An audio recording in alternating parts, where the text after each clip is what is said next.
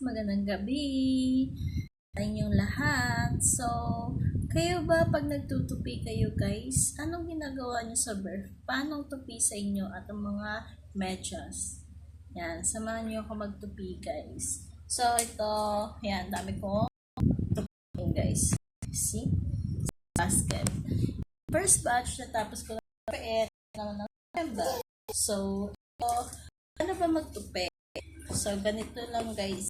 So, first, ito, dahil, yan, ganyan siya, tutupi nyo siya guys. Yan, tupi, una, tapos dalawang tupi, ganyan guys. Ngayon, dito sa likod, di ba ito yung half? So, dito sa likod, yan, itong dulo-dulo, gaganyan nyo siya.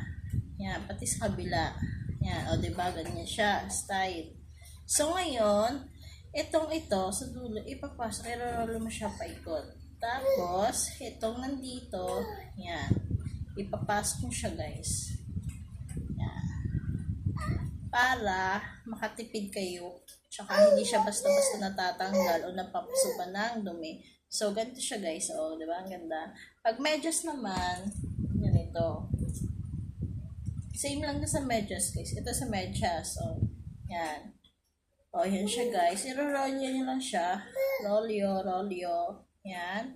Tapos, yung isang partner, i-open mo siya. Ipasok mo tong lahat. Yan. O, diba? O, ganyan na siya guys. Para magkasama na sila, diba? Hindi siya magkakahiwalay.